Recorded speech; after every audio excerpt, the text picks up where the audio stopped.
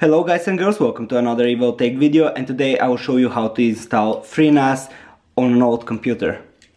For this video we will need a bootable FreeNAS USB, and I have chose the SanDisk Ultra USB 3.0 16 gigabytes. We'll need another USB, I will recommend 16 or 32 gigabyte one to install the actual OS on, because you don't install it on the local drives in the machine, so you can use them like shared drivers. If you install it on the local driver, then you cannot use it anymore. So what do? We plug the bootable USB. If you don't know how to make one, I will show you in another video. Just let me know in the comments below, or there's a bunch of stuff on YouTube how to do it on Mac and Windows. But for now, let's suppose that you have it ready-made, you plug it into the computer and you need to boot from it. So here we go, we have boot from the USB and we click enter.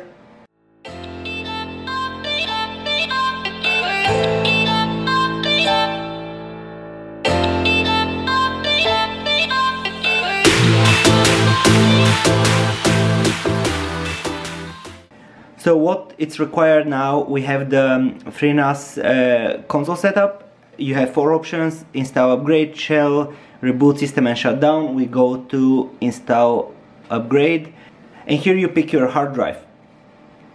Now it's the time to put this extra USB that I talked about into the computer.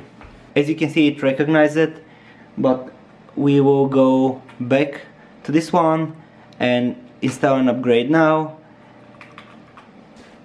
And you can see SanDisk Cruiser Blade. To select, you press the spacebar and you can see this small asterisk here. We click enter. I forgot to don't pick your actual hard drives.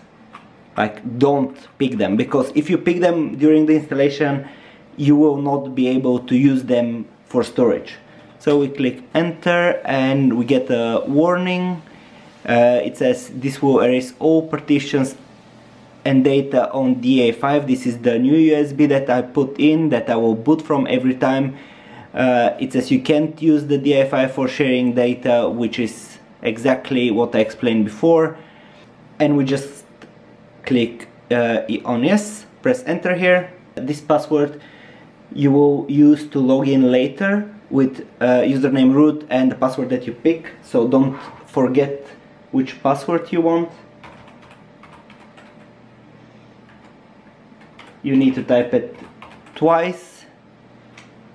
You go on OK, press enter, and now the installation starts. This will take a while, so lean back, relax, and wait.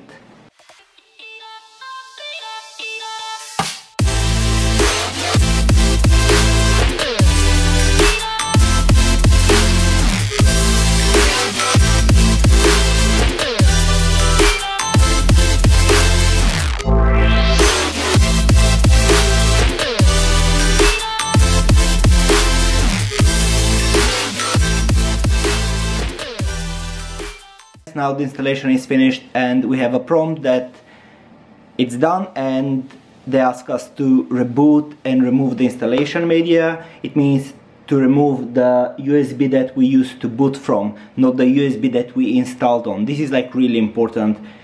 I didn't pay attention the first time and I messed up, so pay attention.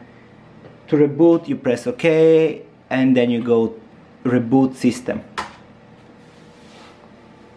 and take away the USB after the rebooting part.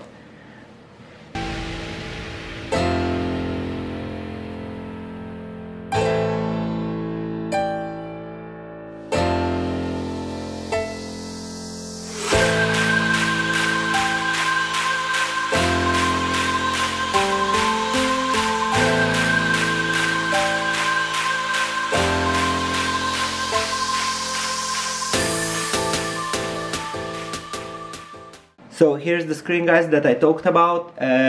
We have different options, and what you need to choose first, it's a configure network interface.